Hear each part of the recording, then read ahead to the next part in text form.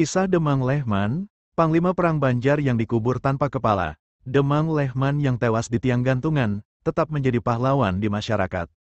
Beliau merupakan panglima perang yang tidak bisa dikesampingkan di Kerajaan Banjar. Demang Lehman dengan gagah berani menjadi panglima perang Banjar. Namun nama Demang Lehman kurang familiar di masyarakat. Beliau merupakan salah satu panglima perang yang berperan penting dalam Perang Banjar. Demang Lehman merupakan salah satu asisten dan orang kepercayaan Pangeran Hidayatullah.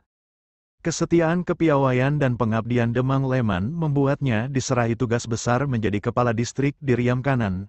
Kebijaksanaan dan kepiawaian Demang Lehman dalam memimpin perang menarik perhatian Belanda saat itu. Bahkan ia dikenal sebagai pejuang yang ditakuti sekaligus dibanggakan karena kemampuannya dalam mengumpulkan massa. Pada tanggal 30 Agustus tahun 1859, Demang Lehman mengerahkan 3.000 pasukan ke Istana Bumi Selamat yang saat itu diduduki oleh Belanda. Dalam pertempuran tersebut, Letnan Kolonel Bon Oostet hampir terbunuh. Demang Lehman juga berhasil merebut dan menguasai benteng Belanda di Tabaniau.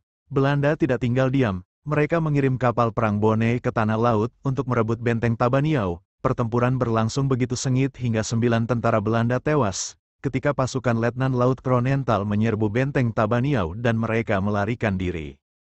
Belanda kembali mencoba merebut benteng Tabaniau pada serangan keduanya.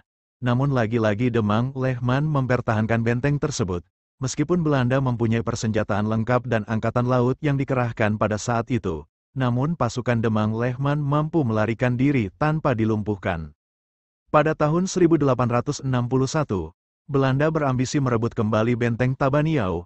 Pertempuran yang sangat sengit pun terjadi antara kedua kubu hingga kedua kubu kewalahan. Saat itulah Demang Lehman ditangkap. Saat Demang Lehman ditahan tidak ada satupun orang yang menjenguknya karena warga takut disangkut pautkan dengan Demang Lehman, hingga akhirnya Demang Lehman dieksekusi mati setelah beberapa hari ditahan. Ia dieksekusi saat puasa Ramadan. Usai dieksekusi kepalanya dipenggal oleh Belanda dan dibawa ke konservator Rijksmuseum van Volkenkunde Leiden, hingga akhirnya kepala sang pahlawan disimpan di Museum Leiden Belanda.